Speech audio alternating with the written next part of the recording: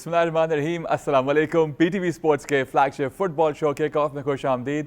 Thank you so much for being with us this evening. It's a pleasure being in front of you and discussing football as always. And as always, weekend पे काफ़ी अच्छी हमें football देखने को मिली। अगर हम England की बात करते हैं तो वहाँ पे FA के थर्ड राउंड के मैचेस हुए, FA कप कंपटीशन, और उसमें काफ़ी इंटरेस्टिंग स्टोरी लाइन्स जो है सामने आई। 6 टियर एक टीम है जिसने जो है टॉप फ्लाइट प्रीमियर लीग की टीम को बाहर किया। उसके साथ साथ मैनचेस्टर यूनाइटेड अब तमाम कंपटीशन से बाहर हो चुकी है in the third round only, और मैनचेस्टर सिटी ने 10 गोल दाग दिए दूसरी टीम को, which is a record since 1960। Well बाकी जो आपकी टॉप फ्लाइट टीम्स हैं with regulation wins for them as usual. उसके अलावा अगर हम बात करते हैं स्पेन की, स्पेन का जो सुपर कोपा है वो ऑल्दो तो स्पेन का सुपर कोपा है, लेकिन उसके जो लास्ट 4 मैचेस होते हैं वो खेले जाते हैं सऊदी अरेबिया में for the past few years. And consecutively Barcelona ने जो है ये कॉम्पिटिशन जीता, अपने नाम किया, और इसके साथ साथ अब 3 कंसेक्यूटिव फाइनल्स जो है बार्सा रियल मैड्रिड को हरा चुका है, ऑल्दो रियल की इस मैच में कदरन बेहतर परफॉर्मेंस थी। उसके साथ साथ अगर हम बात करते हैं इटली की, तो वहाँ पे जो कंपटीशन है, जो उनकी टॉप फ्लाइट है, वो बिल्कुल उसी तरीके से आगे बढ़ रही है। एक इंटर मिलान नापोली का जो मैच होता है वो बराबर रहता है, AC मिलान भी अपना मैच बराबर करता है, तो पॉइंट टेबल में इतना कुछ फ़र्क नहीं आया है। एक पॉइंट से के फ़र्क से तमाम टीमें जो हैं इस वक्त कम्पीट कर रही हैं गोइंग टूवर्ड्स द टाइटल। उसके साथ साथ अगर वही बात है चाहे मैं चल रही हैं कि मैनचेस्टर यूनाइटेड के नए मैनेजर कौन होंगे, काफ़ी स्ट्रांगली लिंक किया जा रहा है माइकल कैरिक को, जो उनके साबिक खिलाड़ी हैं, for him to take the job, and Darren Fletcher जिन्होंने इस वीकेंड पे मैनेज किया था इस क्लब को, शायद उनको ये जगह या ये पोस्ट नहीं दी जाएगी इन दी इंटरिम पीरियड। और ये भी याद रहे कि माइकल कैरिक जो है वो सैक किए गए थे by Middlesbrough last June, he is without a job as well. What's going to happen, time will tell, but for now let's get the show on the road. We have with us our usual suspect, number 1. Number 2 will join us very soon because वो इस traffic में फंसे हुए of Karachi. Usman, good to have you with us. How are you? All well? Thank you so much. And traffic is a real thing, to be honest. जो है especially weekdays के अंदर. But आपने Manchester United का जिक्र किया, मैं तो समझता हूँ कि बोर्ड को सैक करना चाहिए, विलकॉक और बराडा को, बिकॉज अपेरेंटली लग ये रहा है कि वो आए तो मैनचेस्टर सिटी से है, उनका एक ताल्लुक तो शायद उन्हीं के लिए वो काम कर रहे हैं। मतलब इतना गलत डिसीजन, उस टाइम पे सिर्फ 3 पॉइंट्स का गैप था। एमेरोम को जो है ग्राम्सबी के अगेंस्ट डिफीट में नहीं सैक किया, 15th पोजीशन पे फिनिश करने पे सैक नहीं किया। So I personally think it's a crisis going on. एक चीज़ ज़रूर अच्छी हुई डैरन फ्लेचर की कि उन्होंने सेस्को को जो है वो स्कोरिंग बूट दे दिए हैं, और कंसेक्यूटिवली पहले मैच में उन्होंने 2 गोल स्कोर किए थे, और इसके अंदर जो है उन्होंने दोबारा से स्कोर किया है। तो I think United they have nothing to play for now, no distractions, और अब यही है कि वो they have a very important goal to actually finish among the top 5 positions. नहीं तो फिर मैं समझता हूँ कि it's gonna be a long difficult season for Manchester United. दूसरी तरफ बिल्कुल बहुत ही ज़बरदस्त ब्लॉकबस्टर मैच हुआ बार्सिलोना और रियल मैड्रिड का। इतना ज़बरदस्त मैच हुआ कि सेकेंड हाफ में कई फाउल्स थे जो रेफरी ने दिए ही नहीं। वो इतने बिजी थे मैच देखने में कि वो आई थिंक वो ऑफिशिएट करना ही भूल गए थे, और वो खुद इतने जो है स्पेक्टेटर बन के मैच देख रहे थे। कुछ डिसीजन ज़रूर वही हमने डियोंग का रेड कार्ड भी देखा जो इन्होंने एम्बापे को किया था, but I think overall it was an amazing fixture, जिस पे हम ज़रूर बात करेंगे। जो 6 मिनट एक्स्ट्रा फर्स्ट हाफ के एक्स्ट्रा टाइम थे, सारी गेम का जो अगर हम उसको समराइज करें वो 6 मिनट की कहानी है। बहुत ही अमेजिंग मैच था। अफसोस ये हुआ कि ओलोंजो बहुत ही प्रैग्मेटिक अप्रोच के साथ टीम में उतरे थे और बहुत लो ब्लॉक खेल रहे थे। That is not real Madrid जिस तरह की फुटबॉल हम देखना चाहते हैं, but definitely will further discuss on that. But दूसरी तरफ नॉटिंघम फॉरेस्ट रैक्सम से जो है वो हारती है, और कन्विंसिंगली हारती है, और दूसरी तरफ जो है क्रिस्टल पैलेस को बाहर करती है, और इवन पोर्ट्समथ की जो टीम है उससे आर्सेनल के अगेंस्ट गोल स्कोर किया। No doubt Arsenal just got back into the game and they won it, but बड़े ही जिसे कहते हैं कि हमेशा हमें FA कप्स के अंदर जो है ना वो इस तरह की सरप्राइजेस देखने को मिलती हैं, और इस दफ़ा भी हमें काफ़ी हद तक नज़र आया जो है मैचेस के अंदर जो रिजल्ट्स हैं। तो डेफिनेटली विल उसी से स्टार्ट कर लेते हैं, सुपर कोपा से ही स्टार्ट कर लेते हैं, जो खेला गया between Real Madrid and Barcelona. इसको एल क्लासिको भी कहते हैं, लेकिन ये खेला गया जद्दा सऊदी अरेबिया में। It was the final of this competition, and highlights देखते हैं और फिर इस मैच को एनालाइज करते हैं ओवरऑल। 3-2 के स्कोर लाइन से बारसा ये मैच जीतता है। 3 कंसेक्यूटिव फाइनल अब बारसा जो है रियल मैड्रिड को हरा चुका है और 8 फाइनल्स जिनमें हैंसी फ्लिक ने हिस्सा लिया है, 8 के 8 वो जीते हैं, चाहे वो बायर्न म्यूनिख हो, अब वो बार्सिलोना हो। एंड अगर हम ओवरऑल स्टैट्स की बात करते हैं तो बारसा हैड मोर पोजेशन, लेकिन अगर हम ओवरऑल शॉट्स ऑन टारगेट की बात करते हैं तो real Madrid had more shots on target compared to Barcelona, and that's where the goalkeeper comes in as well. And Rafinha, what a performance! उनके 2 गोल, साथ-साथ लेवेंडोस्की का 1, and on the other hand Vinicius Junior का जबरदस्त एक गोल सामने आता है. Good to see him in that form as well. And then another goal by Gonzalo Garcia, the man in form for Real Madrid, जिन्होंने उभर के सामने आए थे in the Club World Cup over the summers, and एक दफ़ा फिर उनको मौका दिया जा रहा है, and he is taking full opportunity. And यहाँ पे इस तरह से 3-2 के स्कोर लाइन से बारसा एक दफ़ा फिर रियल को हराता है. ओवरऑल कैसे देखते हैं इस मैच को? देखिए, अलोंसो ने मोरिनियो के अंडर भी वो खेले भी हैं और आई एम श्योर उन्होंने मैनेजरियल स्किल्स भी कुछ सीखे होंगे और गॉर्डियोला के अंडर भी खेले हैं वो, लेकिन यहाँ पे जो अप्रोच नज़र आ रही थी वो बड़ी प्रैग्मेटिक और लगता है वो मोरिनियो स्कूल ऑफ थॉट के साथ उन्होंने आगाज़ किया। मैच की अगर हम बात करें तो Barça typical possession based football उन्होंने खेलने की कोशिश की। रफीनिया को मौका मिलता है 35वें मिनट पे, इससे पहले एक बहुत ही क्लियर कट चांस था और वो कन्वर्ट नहीं कर पाते और उसके बिल्कुल 1 मिनट के बाद जो है रफीनिया जो है वो गोल स्कोर करते हैं इन अ 1-1 सिचुएशन जिसमें कोर्टवा बीट होते हैं।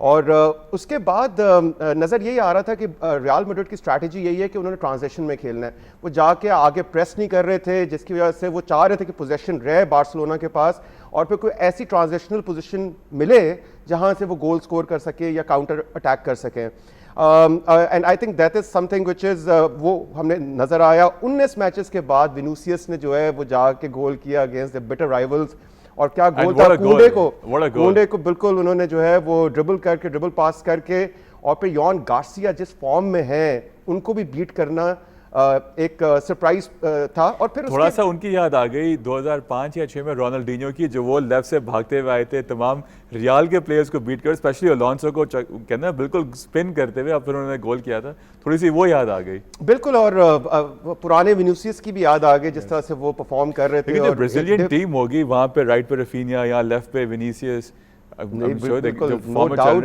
हमने रफीनिया की बात की, रफीनिया जब इंजरी से जो है वो डील कर रहे थे तो बार्सिलोना ने कितना स्ट्रगल किया, क्योंकि उनकी एक एट्रीब्यूट है वो एक प्रेसिंग मशीन है और उसकी वजह से ही gets a lot of opportunities के जिसकी वजह से वो कन्वर्ट करते हैं। और हमें देखा है कि पिछले सीजन में किस तरह से रफीना ने परफॉर्म की थी। आई personally think in Europe among like top 3 अगर अटैकर्स हैं उसमें रफीनिया का नाम तो आता ही आता है। और फिर उसके फौरन बाद पेद्री का क्या बेहतरीन सब लाइन पास था और जिसको लेवेंडोस्की ने बिल्कुल अपने तरीके से फिनिश किया। जो स्कोर लाइन थी वो 2-1 हो गई और फिर उसके फौरन ही बाद, यानी कि अभी एक्स्ट्रा टाइम चल रहा था और ये भी एक डिबेटेबल चीज़ है कि इतना लंबा इन्होंने खींचा और फिर हमें यॉन गार्सिया जो कि बहुत अच्छी फॉर्म में उन्होंने गोल स्कोर किया। एंड देन हाफ टाइम पे इट वाज ऑल स्क्वायर। जब दूसरा हाफ शुरू होता है तो एक्सपेक्ट ये किया जा रहा था कि रियल मैड्रिड जो है वो अपनी गेम को थोड़ा सा बदलेगी। अनफॉर्चुनेटली उन्होंने वही जो है सिट बैक करने वाली स्ट्रैटेजी को अपनाया और नो डाउट इसमें जो है मैं ये समझता हूँ चाउमेनी जब भी सेंट्रल डिफेंस में डिप्यूट होते हैं वो हमेशा कुछ ना कुछ मसला करते हैं। आई थिंक ये हमने देखा ही है और वो वहाँ पे हमने देखा कि उनकी कई ऐसी मिस्टेक्स है जिसकी वजह से बार्सिलोना को बड़ा मौका मिल रहा था कि वो खुल के आगे अटैक कर रहे थे। और 2 या 3 बड़े बेहतरीन सेव्स जॉन गार्सिया की तरफ से थे। रियल मैड्रिड सेकंड हाफ में थोड़ा बेहतर नजर आ रही थी, एम्बापे को भी लेके आते हैं, विनीसियस को। आई थिंक जो सब्स्टिट्यूट्स किए अलोंसो ने उसमें बहुत बड़ी गलतियां की हैं। जो कामाविंगा की सब्स्टिट्यूशन थी, इसके अलावा विनीसियस शायद उनको कोई क्रैम्प फील हो रहा था। कुछ लोग ये भी कहते हैं कि अलोंसो के साथ उनके कुछ मसले चल रहे हैं जिसकी वजह से शायद वो उनको बचा के रखना भी चाह रहे थे, क्लाइमेटाइज भी नहीं हो पा रहे थे क्योंकि आपको पता है जिद्दा के अंदर मैच था वहाँ पे। और दूसरी तरफ बार्सिलोना ने बड़ी अच्छी सब्स्टिट्यूशंस की, रैशफोर्ड भी है, उनको भी 1-2 मौके मिलते हैं। 73rd मिनट तक ये टग ऑफ वॉर चल रहा था और ऑफिशियल्स का कुछ समझ नहीं आ रहा था कि वो इतने आराम से मैच देख रहे हैं और वो जो फाउल्स जो कमिट हो रहे थे और जिस तरह की कॉलर पकड़ के खींच रहे हैं और इस तरह की ज़रा रफ गेम हो रही थी, उनको फाउल ही नहीं दिया। और 73rd मिनट में रफीनिया को फिर एक डिफ्लेक्टेड शॉट की वजह से 3-2 की बढ़तरी हासिल होती है। और आयरॉनिकली इसके बाद भी रियल मैड्रिड को चाहिए था कि एटलीस्ट वो मैच ड्रॉ करते, 3-3 ऑल हो जाता, लेकिन कुछ प्रेसिंग के अंदर और वो अप्रोच समझ नहीं आई और कुछ सब्स्टिट्यूट ने काम नहीं किया। And towards the very and जिस तरह की फॉर्म चल रही है बार्सिलोना की, दे अनबीटन 2026 के अंदर भी और क्लीन शीट्स भी सबसे ज़्यादा रखी हैं. They were phenomenal. I think they इसके deserve to साथ win. तो यस एब्सोल्युटली एंड इवन अगर जो टाइटल रेस की बात करें आई थिंक तकरीबन 70% उनके उसमें टिल्ट हो चुकी है फेवर के अंदर एंड 4 पॉइंट का ऑलरेडी गैप है और इस विन के साथ डेफिनेटली जो है उनको एक और बूस्ट भी मिलेगा going towards charging towards the end of the season. इस बात पे हम लेंगे छोटा सा ब्रेक के बाद आके will start discussing the FA cup. Lots of amazing story lines to discuss. आप कहीं नहीं जाएं, stay with us right here on kick off.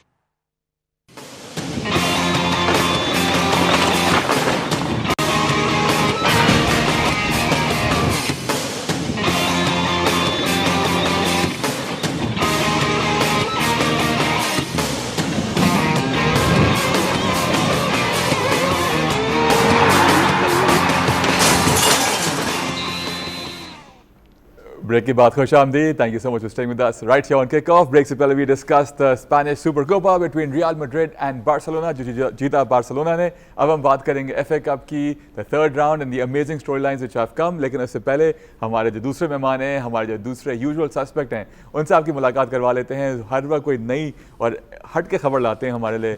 Abdul Latif दादा बॉय सर, कैसे हैं आप? ठीक हैं? क्या लाए हमारे लिए आज आप? All well, thank you for having me Altamish. मजे की बात यह है कि आर्सेनल ने इस season 23 goals from set pieces score किए हैं, which is obviously the most in the top 5 European leagues. Obviously उसके एक और क्रेडिट अब यूँ जाना पड़ेगा कि आपको याद होगा एक थ्रो इन कोच थे जो यर्गन क्लॉप के एरा में लिवरपूल में अपॉइंट हुए थे.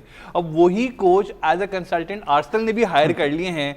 तो अब आप यूं अंदाजा लगाएं कि इतने गोल्स ऑलरेडी वो स्कोर करे, अब मजीद थ्रो इन से भी वो गोल स्कोर करने वाले हैं. इस दफा टाइटल लेके जा रहे हैं. तो ये मजे की बात है, लिवरपूल की जो सक्सेस जो थी अंडर यर्गन क्लॉप, हर कोई उसका कोई ना कोई एलिमेंट तोड़ रहा है. पेप लाइंडर्स मैन सिटी ने तोड़ लिया, यहाँ पे थ्रो इन जो कोच थे वो आर्सेनल ने तोड़ लिया. मतलब ऐसा तोड़ा कि 10-1 से एक्सेटर को उन्होंने हरा दिया. एग्जैक्टली 10-1 से एक्सेटर को. बिल्कुल, that is also phenomenal story line. बिल्कुल सही था. लेकिन हम पहले शुरू करते हैं एक टीम जो कहते हैं ना कि उठ के खड़ी ही नहीं हो पा रही, and that is Manchester United. FA cup से वो बाहर हो चुके हैं. बहुत सालों बाद ऐसा हुआ है. इनफैक्ट 84-85 के सीजन्स के बाद तीसरी बार है कि मैनचेस्टर यूनाइटेड थर्ड राउंड में ही इस टूर्नामेंट से बाहर हो चुका है. और अब वो किसी टूर्नामेंट का ऐसा नहीं है besides the English Premier League. नजर डालते हैं of the highlights versus the match versus Brighton. Another record there against United. Red card मिलता है एलासी को. एंड एक और चीज़ हम जो इस मैच में हमने देखी, दैट डैनी वेलबैक 2014 में छोड़ते हैं मैनचेस्टर यूनाइटेड को. उसके बाद 8 दफ़ा वो इसी क्लब, अपने फॉर्मर क्लब के खिलाफ जो है वो स्कोर कर चुके हैं. And each time he scores, एक नज़र आता है कितनी खुशी है उनके चेहरे के ऊपर. ऑल्दो इस मैच में अगर हम ओवरऑल स्टैट्स की बात करते हैं तो United had the better stats, more possession, better XG and even double the number of shots on target. 8 shots on target for United, only 4 for Brighton. लेकिन 2-1 के स्कोर लाइन से ब्राइटन ओल्ड ट्रैफर्ड पे United को हरा के जाता है, आगे बढ़ता है 4th राउंड में, एंड यूनाइटेड तीसरे राउंड से बाहर हो जाते हैं. उस्मान, ये क्या हो रहा है? ये जो है वो आई थिंक जो डिसीजंस लिए गए हैं उसी का ही जो है वो रिजल्ट निकल रहा है. How do you explain this के stat wise everything is in favouring Manchester United. Even shots on target की हम बात करते हैं, double compare to Brighton. XG बेहतर है उनसे, लेकिन ड्रॉइंग ब्लैंक्स. देखिए, डेफिनेटली एक टैक्टिकल सेटअप के साथ यूनाइटेड खेल रही थी एमोरॉम के अंडर. और हम ये कह सकते हैं कि जब 15th उन्होंने फिनिश किया था तो उसके बाद उन्होंने रिचुअली उसी टैक्टिकल सेटअप को आगे वो लेके गए. अनटिल अनलेस जब एफकॉन के लिए प्लेयर्स गए तब उन्होंने एक आध दफ़ा ट्वीक किया और उसके बाद दोबारा अपने उसी सिस्टम में वापस आए. अब एक तो बैक 4 की पोजीशन है. Darren Fletcher no doubt under 18s के कोच हैं, एक्सपीरियंस वाइज, और वो सारे मामलात को देखना इस मुश्किल वक्त के अंदर इट्स नॉट दैट ईजी. और फिर केयर टेकर का भी एक प्रेशर है. और फिर जिस टाइम पर डिसीजन लिया गया एमोरॉम का, जहाँ पे ये लग रहा था सिर्फ 3 पॉइंट का गैप था जो टॉप 4 और उसमें, मैं सोचा बहुत ही गलत टाइम था उसके अंदर. तो डेफिनेटली तो टीम के अंदर जो उनका मोराल है वो डेफिनेटली हर्ट हुआ होगा. और फिर जिस तरह के हायरार्की के फड्डे चल रहे हैं विलकॉक और बराडा की हमने बात की, जो उनकी डिसीजन मेकिंग है और जो मामला हमें नज़र आ रहे हैं वो भी इम्पैक्टफुल हैं।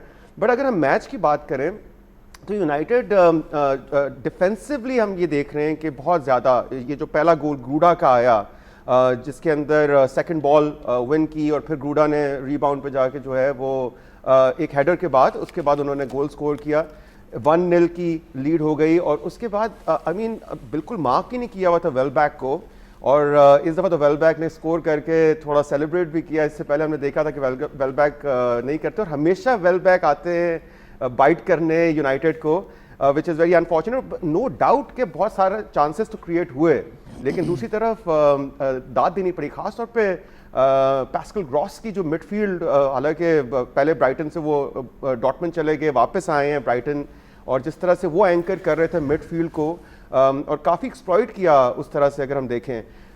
उसके बाद लेसी जो कि एक बहुत ही ज़बरदस्त, मैं समझता हूँ उनको मैं नाम दूंगा रॉकेट पॉकेट, जिस तरह से वो पिछले मैच के अंदर बर्नले के अगेंस्ट भी उनकी परफॉर्मेंस थी, एक दफ़ा वुडवर्ड वो किया, अपने इनएक्सपीरियंस की वजह से एक ऐसा जो है वो टैकल कर देते हैं जिसकी वजह से उनको जाना पड़ता है, जो एक बहुत बड़ा हैंडीकैप था।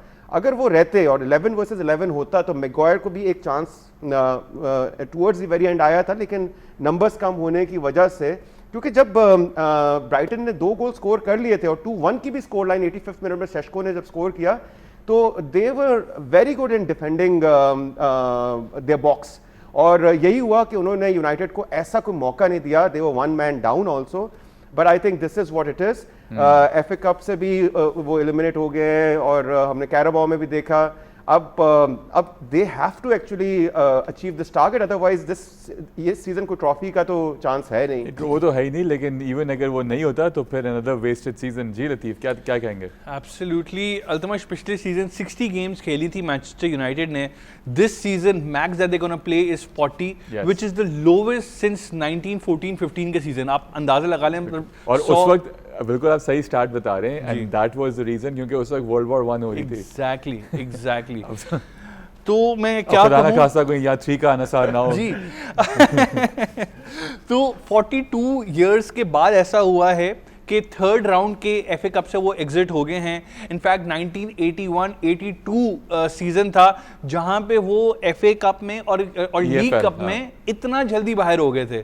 तो अजीब से स्टैट्स हैं ये, और अब इनको गेम प्ले को अंडरस्टैंड करने के लिए एक और मैं आपको सामने एक चीज़ पेश करता हूं कि XG जो है पिछले 3 मैचेस के अंदर, अच्छा 4 गोल स्कोर किए हैं, लेकिन उन 4 गोल में XG था 6 पॉइंट समथिंग था, तो 2 गोल्स अंडर परफॉर्म किया उन्होंने XG का, और जो उन्होंने गोल्स कंसीड किए हैं वो 5 गोल कंसीड किए हैं, ठीक है, लेकिन उसका XG था 2.5 गोल का, तो इसका मतलब 2.5 गोल ज्यादा कंसीड करेंगे जो एक्सपेक्टेड था। तो डिफेंडिंग भी अल्ट्रा बुरी रही है और अटैकिंग प्ले भी अल्ट्रा बुरा रहा है। तो मतलब हर लिहाज से जो है, हर मेट्रिक से Manchester United has been exceptionally poor for the last 3 games in fact, and अभी बात यही हो रही है कि लगभग जो है तय है माइकल कैरिक का आना, डैरेन फ्लेचर। और उस डिसीजन को आप कैसे देखते हैं गिवन द फैक्ट कि मिडलस्ब्रो ने उनको सैक किया था पिछले जून? बिल्कुल, अल्टीमेट एक सीजन उन्होंने मिडलस्ब्रो को 8th फिनिश कराया था, एक सीजन 10th फिनिश कराया था, प्लेऑफ प्लेसेस दोनों सीजन नहीं ले जा सके थे वो, और फिर उनको सैक किया गया था। अब यहाँ पे माइकल कैरिक को ऑब्वियसली इंटरिम मैनेजर लेकर आ रहे हैं towards the end of the season, और सिर्फ एक ही ऑब्जेक्टिव है कि टॉप 5 में फिनिश करवा दें किसी तरीके से, और अभी भी है नंबर 5 नहीं, अब तो खैर नीचे आ गए, अब नीचे आ गए, नंबर 8 पे मेरे ख्याल से आ गए, एग्जैक्टली। लेकिन इट्स स्टिल मतलब 3 पॉइंट्स का गैप है, कोई इतना ज्यादा दूर नहीं है नंबर 5 की पोजीशन। लेकिन माइकल कैरिक को ये मैनचेस्टर यूनाइटेड के बोर्ड को ये बात समझनी चाहिए, अगर कैरिक फिनिश करा भी देता है, फिर ये आज जो एक्स प्लेयर्स हैं, गैरी नेविल हो गए, पॉल स्कोल्स, इनका सबका प्रेशर आ जाएगा, गिव हिम द जॉब, जैसे हमने देखा था ओले गुनार सोल्शर के टाइम पे हुआ था। The board has to remain strong and be level headed and decide on merit. And what board? The board which has been responsible for the absolute debacle since Sir Alex Ferguson has gone. Exactly. तो क्या ये decision कर पाएंगे कि नहीं कर पाएंगे? Looming over Old Trafford, let's see. लेकिन फ्लेचर ने तो बड़ा क्लियरली कह दिया अपने प्रेस कॉन्फ्रेंस के अंदर कि they have to make at least the champion league places till the end of the season and fight for it. Let's have a listen in to what he said after the match. Very clear message by Darren Fletcher, don't waste this season. But will that happen? Let's see. Let's hope for the sake of United fans and overall football as well. जो stature है इस club का, जो pedigree है कि they finish in the top 5 places. आगे बढ़ते हैं. एक छोटी सी चीज मैं ऐड करना चाहूंगा. The only silver lining for Manchester United is कि अमाद डियालो एंड एम्बुएमा जो हैं वो अब वापस ज्वाइन कर लेंगे स्क्वाड को, और अगेन नेक्स्ट वीकेंड पे ऑब्वियसली मैन सिटी के अगेंस्ट मैच है, उसमें वो दोनों अवेलेबल होंगे. लेकिन ब्राइटन इससे जो है ना पिछली दफा 6 दफा जब भी वो FA कप के अंदर मिला है मैनचेस्टर यूनाइटेड के साथ, they have lost every time. तो अब ये 6 दफा के बाद ये जीता ब्राइटन का, ये भी मैं समझता हूँ एक मिरेकल था. And they could only pull it off against this poor Manchester United because ये ब्राइटन की भी बी टीम थी. इनके जो मेन प्लेयर्स थे उनको रेस्ट कराया गया था उनके कोच ने. तो आप अंदाजा लगा ले लोवेस्ट एप के ऊपर इस वक्त मुझे मैनचेस्टर यूनाइटेड नजर आ रहे हैं. मुझे तो डर लग रहा है आगे जाते हुए भी जो ये डिसीजंस ले रहे हैं, और जो मेन आपका बोर्ड है, जैसे उस्मान ने शुरू में कहा था कि बोर्ड को आप सैक करें. आप अंदाजा लगाएं ना. अब मुझे थोड़ी सी ब्रेक की तरफ जाने हैं, जरा इसको डिस्कस काम करते रहेंगे. हम जा रहे हैं ब्रेक की तरफ, लेकिन ब्रेक के बाद आके will discuss Aston Villa and Spurs. और एक और मैनेजर जो सब बड़े खतरे में नजर आ रहे हैं वो हैं स्पर्स के. उनके लिए भी कुछ सही नहीं जा रहा, वो सब डिस्कस करेंगे छोटी सी ब्रेक के बाद. हमारे साथ रहिए. एंड AFCON as well. Stay with us on Kickoff.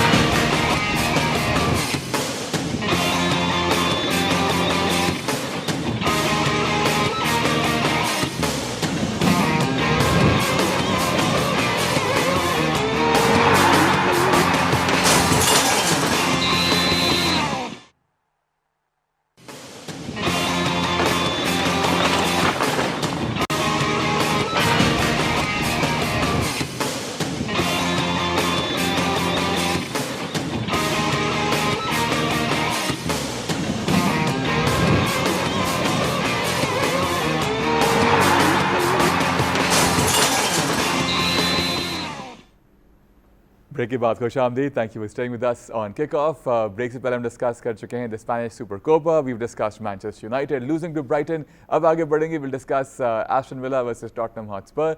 Aston Villa a team in pretty much red hot form despite the last 2 matches, लेकिन उसके बावजूद यहाँ पे स्पर्स के मैदान पे आके स्पर्स को हरा के वो जाते हैं, अपनी जगह बनाते हैं 4th राउंड के अंदर. लेकिन स्पर्स बाहर हो चुके हैं और लग रहा है एक दफ़ा फिर ऐसा लग रहा है कि स्पर्स एंड यूनाइटेड जो है हैंड इन हैंड जा रहे हैं, just like last season as well. फिर ज़रा इस मैच के हाइलाइट्स देख लेते हैं और फिर इसे डिस्कस करते हैं. 2-1 की स्कोर लाइन से एस्टन विला जो है स्पर्स को उन्हीं के होम पे हराता है. एंड ओवरऑल स्टैट्स की बात करें, they had Aston Villa had 8 shots on target compare to 5. लेकिन जो हैरानकुन बात है, team like Spurs and with the manager like Thomas Frank, the XG was just 0.76 for Spurs. और 2-1 से वो हारते हैं. और लग अब यही रहा है कि थॉमस फ्रैंक भी उस लाइन में आ चुके हैं. शायद एक आध हफ्ते में खबर आ जाए कि वो भी जा रहे हैं. देखिए, हमारा अलमिया ये है कि जो भी फुटबॉल फैंस हैं या जो व्यूअर्स हैं, हम एकदम मैनेजर को ब्लेम करते हैं. लेकिन आप अंदाज़ा, यही हम बात कर रहे थे इससे पहले भी, कि ब्रेंटफोर्ड में जो उनके असिस्टेंट हैं वो 5वीं पोजीशन पे ले आए, जहां उन्होंने कितने बेहतरीन प्लेयर्स खोए हैं. एम्ब्योमा जैसे और बड़े ज़बरदस्त प्लेयर्स, वीसा जैसे प्लेयर्स खोए हैं. और वो अब जो थियागो है वो इस वक्त शाइन कर रहे हैं. दूसरी तरफ यहाँ पे भी अगर आप देखें, थॉमस फ्रैंक की जो फुटबॉल है, आप उससे आप कितनी ज़बरदस्त फ्लूइड फुटबॉल हमने देखी ब्रेंटफोर्ड के साथ, वो हमने देखी. यहाँ पे वो अप्लाई नहीं कर पा रहे हैं. और जहाँ 15 में से 13 मैचेस एस्टन विला का एक बेहतरीन रन है, वहाँ 15 में से सिर्फ 2 मैचेस थॉमस फ्रैंक ने जीत के दिए हैं स्पर्स को. और जो अब बिल्कुल यूनाइटेड की तरह जो है वो कैराबाओ कप से भी बाहर हो गए और अब they have nothing to play for, to be honest. Trophies और स्पर्स का जो एक राब्ता है वो और दूर होता जा रहा है कंटिन्यूसली. लेकिन वो तो जितवा दिया ना, पोस्टेकोग्लू ने जितवाया, उनको भी बाहर कर दिया. आप देखें तो फिर यही होता है. लेकिन अगर हम इस मैच की बात करें तो एस्टन विला हमेशा फ्रंट फुट पे स्टार्ट किया. और बुनेदिया जो उनके अर्जेंटीनियन नंबर 10 है, उनकी तरफ से एक गोल आता है, एक असिस्ट आती है. What a brilliant performance by him. और देखा जाए तो पहला गोल वहाँ से आता है और फिर उसके बाद जो है सेकंड गोल भी हमने देखा, जिसमें बहुत बेहतरीन असिस्ट थी. टेल्समैन ने जो है वो पास दिया मिलान को. तो आई थिंक वो जो 2-0 की थी, उसके बाद ये एक मार्जिनल ऑफसाइड वाला गोल ऑबन की तरफ से आता है. 2-1 की स्कोर लाइन हो जाती है. लेकिन वहाँ पे भी हमें कोई ऐसी चीज़ नज़र नहीं आई कि स्पर्स जो है वो गेम के अंदर वापस आने की कोशिश कर रहा हो या मैच को एटलीस्ट ड्रॉ करने की कोशिश करे, या कोई इस तरह की वो हमें नज़र नहीं आई. और I think deservingly Aston villa की 2-1 की स्कोर लाइन है एंड दे हैव एक्सेल्ड. और टेबल में भी उनकी पोजीशन अच्छी है. अनफॉर्चुनेटली अब जो आप आगे भी शायद शेयर करेंगे, टॉटनम ने जो फिजिकल फाइट हुई है उसमें ज्यादा अपनी इंटेंट शो की है rather then in the match. तो बहुत ही एक बोरिंग किस्म की अप्रोच थी। बिल्कुल बिल्कुल अल्तमिश, मजे की बात ये थी कि 2014 के बाद ऐसा हुआ है कि third round of FA Cup में टॉटनम इतना जल्दी एग्जिट कर पाई है, और एस्टन विला इस गेम में definitely they created better chances, उनका एक्सजी भी ज़्यादा था, 1.52 का उनका एक्सजी था, so they deserve to win on basis of the chances obviously. But लेकिन टॉटनम के जो फैंस हैं उनको एक बात समझनी पड़ेगी कि देखिए पिछली दफ़ा आप पिछले सीजन पोस्टेकोग्लू के अंदर आप विनिंग फुटबॉल खेल रहे थे, काउंटर अटैकिंग पे ही वाज, मतलब उन्होंने पूरे अपना फोकस यूरोपा लीग पे रखा था, वो जिता दी, ठीक है ना, जिस भी स्टाइल से जिताई, ट्रॉफी आ गई।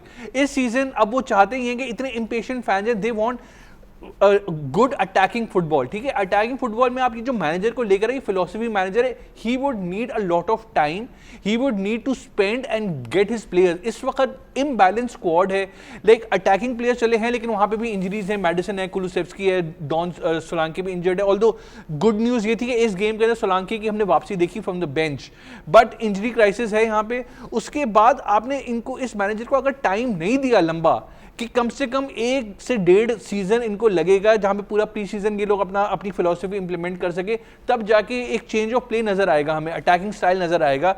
तो वरना तो मेरा ये देखिए, शाबी अलोंजो के साथ भी यही मसला है ना कि इतने फैन फेयर के साथ आप लिवरकूसन से उसको लेकर आए, लेकिन आप उसको अगर टाइम नहीं देंगे तो रियल मैड्रिड में अपनी फिलॉसफी नहीं खिला सकता। हाँ एग्जैक्टली, तो भाई फिर स्पर्स में किस तरीके से हम एक्सपेक्ट करेंगे वो आधे सीजन के अंदर आप सैक कर दें इनको, ठीक है, फिर अगला जो मैनेजर आएगा उस पर प्रेशर होगा, वो काउंटर अटैकिंग फुटबॉल खिलाएगा, और मतलब जो एक बोरिंग फुटबॉल होता है लेकिन जो विनिंग फुटबॉल होता है उस तरीके से रिजल्ट्स आते रहेंगे, लेकिन जो फैंस जो चाहते हैं जिस किस्म का फुटबॉल वो देखने को नहीं मिलेगा उनको। तो आपने एक डायरेक्शन चूज करना है। एक चीज तो दिखा दी मैच के बाद, ऑल्दो मैच तो वो हार गया, लेकिन जैसे उस्मान ने कहा उस ज्यादा इंटेंट दिखा दी मैच के बाद एस्टन विला के प्लेयर्स। ये भी lack of composure and discipline था, और उनके मैनेजर ने बोला भी कि जो ओली वॉटकिंस है इन्होंने प्रोवोक किया पैलिनिया को, ऑल्दो मेरा ऐसा ख्याल नहीं है, वो तो अपने फैंस के साथ बेचारा सेलिब्रेट कर रहा था। सही बात है, पीछे से आए थे। हां एग्जैक्टली, पैलिनिया बिल्कुल आए थे। जरा देखते हैं कि एग्जैक्टली हुआ क्या after this match. Score line थी 10-1 वाज कंसोलेशन फॉर एग्जिटर, और बड़ी बात एटलीस्ट ये थी कि सेमेन्यो ने जो है पहले सिटी के प्लेयर बन गए सिंस अग्वेरो, जिन्होंने डेब्यू के ऊपर गोल भी किया और असिस्ट भी किया, और इस मैच के अंदर पेप जो थे वो स्टैंड से देख रहे थे, और जो उनके नए साइनिंग हैं in the managerial team, in the back office, वो इस टीम को जो है मैनेज कर रहे थे, एंड क्या रिजल्ट निकाला। ऐसे लग ही नहीं रहा कि बोर्नमथ से आए हैं, और ऐसे लग रहा है सिटी का हिस्सा थे। I mean no doubt Semenyo has been phenomenal for Bournemouth also, because जो उनकी प्रेसिंग इंस्टिंक्ट है वो बड़ी कमाल की है। वो जिस तरीके से प्रेस करते हैं और फिर बॉल छीन कर ही ऑलवेज गो एन अटैक, और वो उनकी प्रोग्रेस नजर आई है। और I think left hand side पे सिटी को अब डिफेंस को अनलॉक करने का एक बेहतरीन तरीका मिल गया है। But Exeter, I mean league 1 में कोई 14वीं पोजीशन पे है, they are struggling over there also, there is no match no doubt, even though 10 shots थे और 10 गोल थे, जिसमें 2 ओन गोल्स भी थे। It's a goal fest no doubt. Rico Lewis जो कि राइट हैंड साइड पे एज अ फुल बैक उन्होंने खेला, 2 गोल्स उनके थे, 1 असिस्ट। सेमेन्यो ने नो डाउट इवन जो है जिस तरह से अटैक के अंदर जो फाइनल थर्ड के अंदर जो जिस तरह से चांसेस बनाए, फ्यू हाफ चांसेस जिनको कन्वर्ट किया, दैट वाज फिनोमिनल। रॉड्री का भी हमें जो है उन्होंने स्टार्ट किया एज अ मिडफील्ड एंकर, जो कि एक ज़रूरत है कि कंसिस्टेंट रॉड्री जो है वो शायद सिटी को जो है वो टाइटल के करीब लेके जा सकता है आर्सेनल के मुकाबले में। तो very good performance by the youngsters. एक तो प्रेशर बिल्कुल भी नहीं था, it was they were enjoying it. First half के अंदर ही 4 गोल आ जाते हैं, फिर उसके बाद सेकंड हाफ के अंदर जो है वो 10-1 की स्कोर लाइन है। So they are in a good way. अगर जनवरी विंडो के अंदर डिफेंस के अंदर सेंट्रल डिफेंडर भी वो साइन कर लेते और मार्क गे की जो रूमर्स हैं अगर वो होती हैं, I think it's going to be a perfect window for them. Yeah, and Pep yet didn't look too satisfied from the stands watching this match. जी लतीफ क्या कहेंगे? Unbelievable, ultimate largest margin of victory in an FA Cup tie. लेकिन mark गुही in fact ये कह रहे हैं कि उनकी पहली प्रेफरेंस बायर्न म्यूनिख है। अच्छा, आर्सेनल की भी कुछ नहीं आर्सेनल भी नहीं, वो कह रहे हैं अगर समर के अंदर फ्री ट्रांसफर होगा तो बायर्न म्यूनिख जाना पसंद करेंगे। ऑल्दो ऊपर मेकानो के साथ नया कॉन्ट्रैक्ट एग्री होने वाले बायर्न म्यूनिख का, तो उनकी क्या जगह बनती है कि नहीं ये भी देखना है। बट इस गेम का अल्तमश मैक्स एलेन का मुझे जिक्र करना बहुत जरूरी है, बिकॉज 3 जनवरी को वॉटफोर्ड के लिए सेंटर बैक खेल रहे थे। वॉटफोर्ड से फिर उनको मैन सिटी लाया जाता है और वो एक दिन बाद ही उनको पिछला मैच भी उन्होंने स्टार्ट किया था लीग के अंदर, और अब यहाँ पे भी वो स्टार्ट करते हैं, इस गेम में स्कोर भी करते हैं। वो व्हाट अ फेरी टेल, कुछ मतलब उस खुद भी इमेजिन नहीं कर सकते थे कि 10 दिन पहले वॉटफोर्ड से अब मैन सिटी में आते हैं और स्कोर करते हैं यहाँ पे। And Semenyo obviously Altamash 2-footed player हैं, वो सबसे यूनिक बात ये है कि दोनों फ्लैंक्स पे खेल सकते हैं। और बॉर्नमथ के लिए भी उन्होंने जो गोल स्कोर किए इस सीजन वो दोनों फुट से किए, राइट से भी लेफ्ट से भी किए, तो लीग के अंदर तो वो आई एम श्योर छाने वाले हैं मैनचेस्टर सिटी के लिए डेफिनेटली। चलिए on that note let's have a look at the other results from the weekend of FA cup third round. क्या क्या हुआ एफए कप के अंदर, नजर डालते हैं रिजल्ट्स के ऊपर। एवर्टन एंड सडरलैंड का मैच बराबर रहता है, लेकिन सडरलैंड आगे बढ़ते हैं ऑन पेनल्टीज।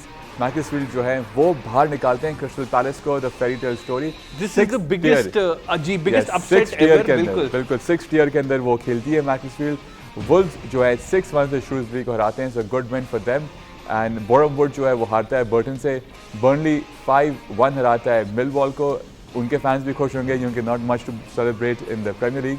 एंड डॉनकास्टर जो है वो हारता है साउथहैम्पटन से। फुलम हराता है मिडलसब्रो को। एंड इप्सविच जो है वो हराता है ब्लैकपूल को।